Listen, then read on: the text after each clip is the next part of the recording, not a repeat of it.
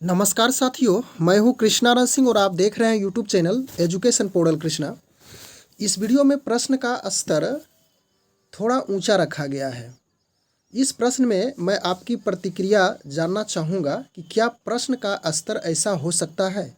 यदि नहीं होगा तो आप कमेंट से हम लोगों को जानकारी देंगे। कुल 25 प्रश्नों का संग्रह किया गया है और यह आदर्श वस्तुनिष्ठ प्रश्न है, जिसमें सभी विषय से प्रश्न को लिया गया है। तो चलिए एक एक करके हम उन प्रश्नों का अध्ययन करेंगे। यदि ऐसा प्रश्न आता है तो इसे भी हम लोग समझने और जानने का प्रयास करेंगे। पहला प्रश्न है, प्रकाश की चाल सबसे पहले किसने मापा। यानी प्रकाश की चाल को मापने का प्रथम प्रयास किसके द्वारा किया गया। ऑप्शन है आइंस्टीन, न्यूटन, रोमर, गैलीलियो। तो आपका राइट ऑप्शन रोमर होगा, यानी कि ऑप्शन नंबर सी, यानी कि रोमर के द्वारा प्रकाश की चाल को सबसे पहले मापा गया था। इसके बाद दूसरा नंबर प्रश्न है, राष्ट्रध्वज में सफ़ेद रंग, राष्ट्रध्वज में सफ़ेद रंग किसका प्रतीक है। आप भारतीय तिरंगा झंडा को देखे ही हैं।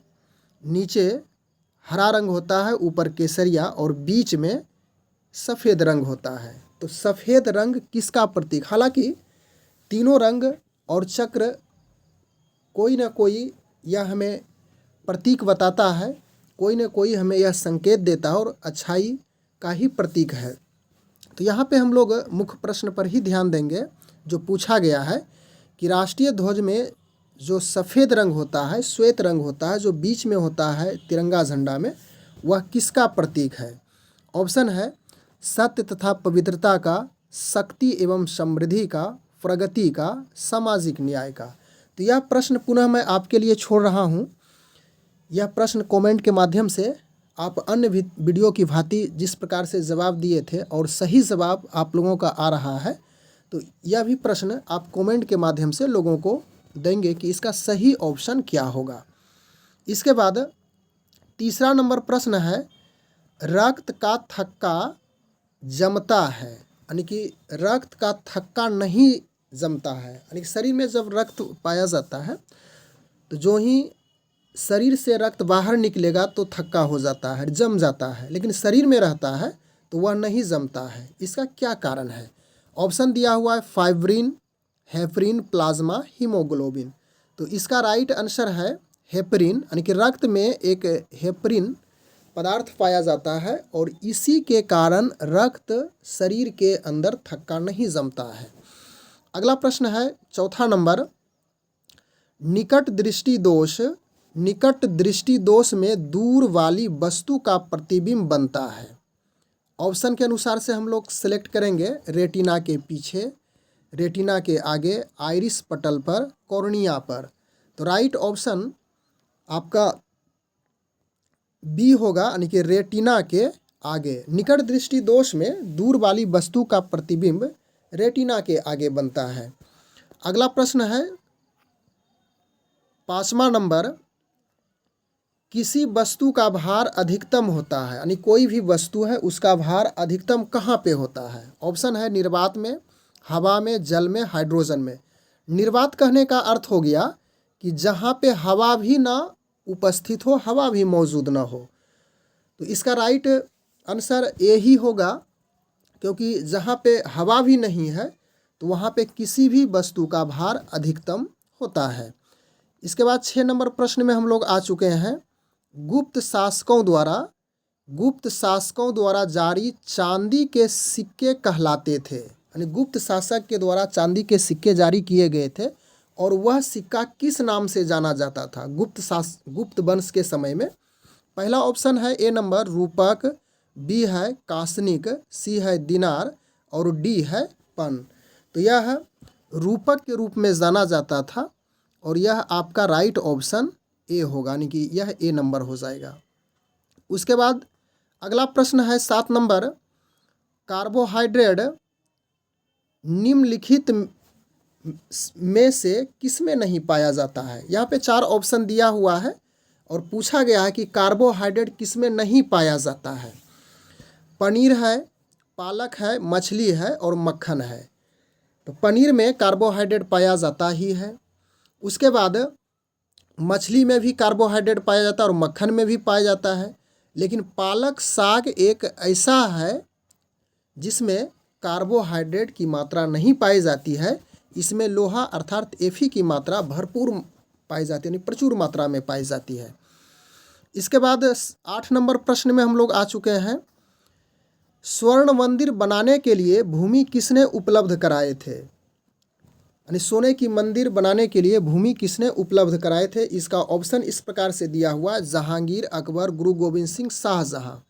तो राइट आंसर इसका अकबर होगा, बी नंबर। इसके बाद अगला प्रश्न है 9 नंबर।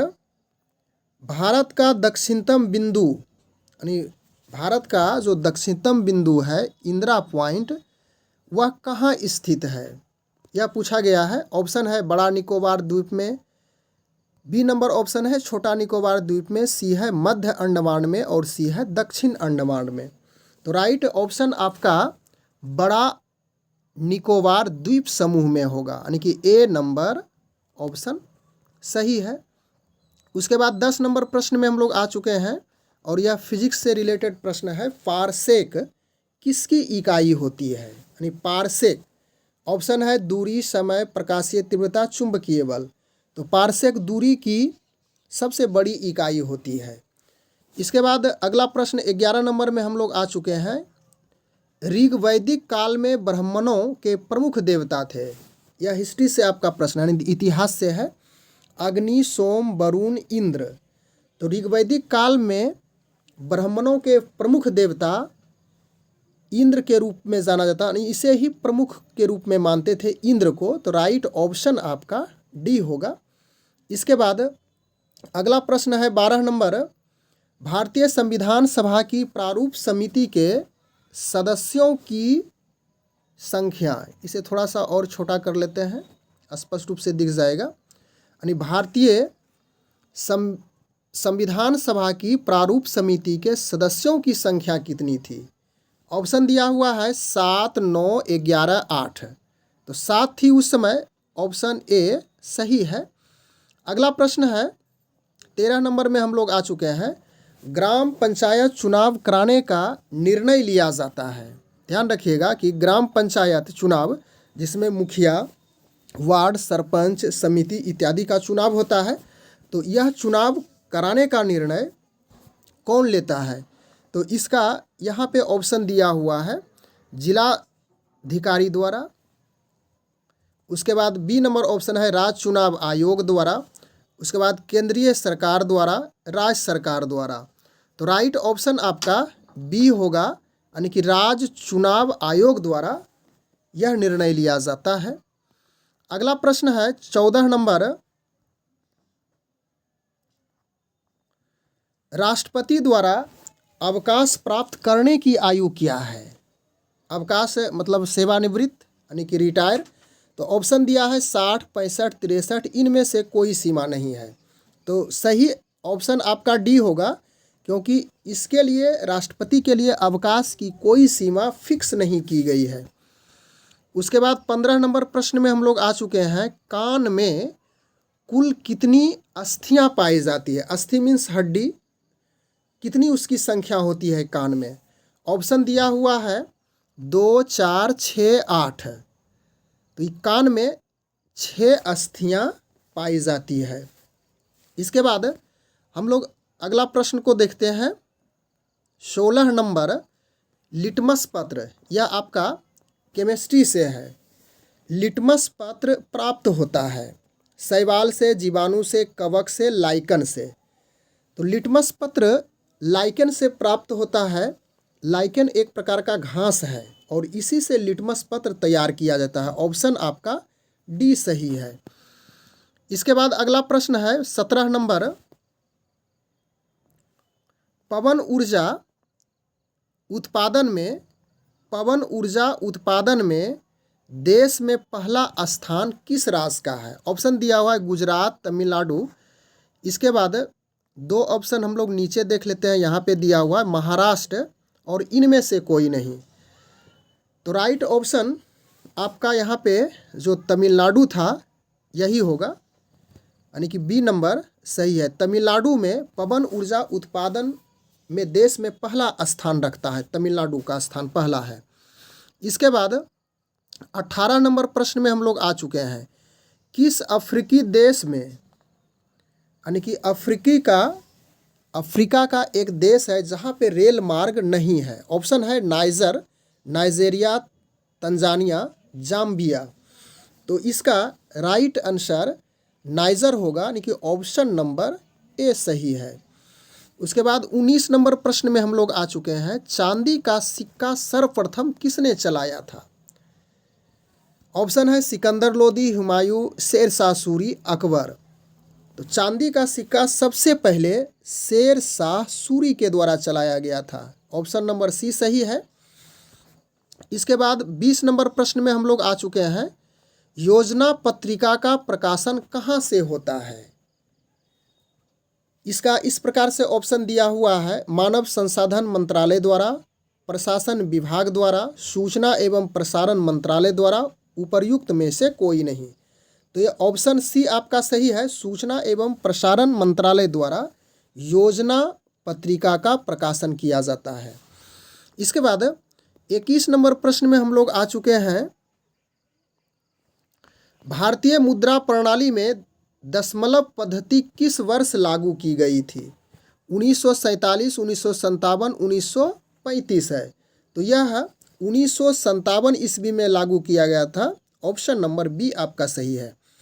इसके बाद अगला प्रश्न है, पीतल मिश्रण है, पीतल मिश्रण है किसका? टीन प्लस जस्ता का, जस्ता प्लस तांबा का, टीन और तांबा का, टीन और चांदी का। तो आपका राइट आंसर यहाँ पे Zn प्लस तांबा यानी कि Cu, इसी का पीतल एक मिश्रण यानी कि पीतल मिश्र धातु है, जस्ता और तांबा के द्वारा तैयार किया जाता है। तो राइट ऑप्शन बी हो गया आपका। इसके बाद 23 नंबर प्रश्न में हम लोग आ चुके हैं। मानव शरीर में पाचन का अधिकांश भाग किस अंग में संपन्न होता है? यानी पाचन की क्रिया अधिकांश कहाँ पे संपन्न होती है? बड़ी आंत में, छोटी आंत में, अमाशय इसको पढ़िएगा, आमाशय। उसके बाद इनमें से कोई नहीं है। तो पाचन का अधिकांश भाग छोटी आंत में ही संपन्न हो जाती है। ऑप्शन नंबर बी सही है। इसके बाद 24 नंबर में हम लोग आ चुके हैं। संसद के लिए, यानी संसद में राष्ट्रपति के द्वारा जो भाषण दिया जाता है, तो अभिभाषण कौन तैयार करता है? स्वयं राष्ट्रपति, लोकसभा अध्यक्ष, राज्यसभा के सभापति, केंद्रीय मंत्रिमंडल। तो संसद के लिए राष्ट्रपति का अभिभाषण केंद्रीय मंत्रिमंडल के द्वारा तैयार किया जाता है। ऑप्शन नंबर डी आपका सही है। इसके बाद लास्ट प्रश्न में हम लोग आ चुके हैं 25 नंबर। खाने का सोडा का रासायनिक नाम है। यह रसायन विज्ञान से रिलेटेड प्रश्न है। Calcium carbonate, sodium bicarbonate, sodium chloride, और एक ऑप्शन नीचे भी दिया हुआ है। तो इतना में ही हम लोग सेलेक्ट कर लेंगे इसका राइट आंसर। तो खाने का सोडा सोडियम बाइकार्बोनेट कहलाता है। और इसी में यदि पूछ दे धोने का सोडा क्या होगा, तो यह जो बाई है इसको हटा देंगे, सिर्फ सोडियम कार्बोनेट लिख देंगे, Na2CO3, यानी सोडियम कार्बोनेट, और सोडियम बाइकार्बोनेट में NaHCO3।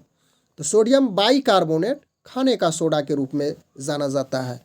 तो इस प्रकार से हम लोग इस वीडियो के माध्यम से मिला जुला सभी प्रश्नों का अध्ययन किए, लेकिन इसमें थोड़ा सा यानी कि प्रश्नों का जो स्तर था ऊंचा रखा गया है। आप ज़रूर कमेंट के माध्यम से हमें जानकारी देंगे कि क्या जो सक्षमता परीक्षा होगी, यानी कि कहा गया है कि यह एक प्रकार की फ्रेंडली यानी कि आसान सा प्रश्न इसमें पूछा जाएगा। तो क्या उसी प्रकार का प्रश्न पूछा जाएगा, आसान सा प्रश्न, या तो फिर ऐसा भी प्रश्न पूछने की संभावनाएं हैं? कमेंट के माध्यम से ज़रूर इसकी जानकारी देंगे। और चैनल पर आप पहली बार हैं तो प्लीज़ चैनल ज़रूर सब्सक्राइब करेंगे और वीडियो तो लाइक ही ज़रूर करेंगे, क्योंकि इससे अगला वीडियो बनाने में हमें प्रेरणा और मनोबल बनता है। और जब तक परीक्षा नहीं होगी, मैं प्रयास करूँगा हर दिन आदर्श प्रश्नों के साथ उपस्थित होऊंगा। और इसके साथ साथ यदि आप इन वीडियो को सावधानीपूर्वक देखते हैं, पढ़ते हैं, तो आपकी भी तैयारी मेरे साथ होती चली जाएगी। बस आज के वीडियो में इतना ही। धन्यवाद।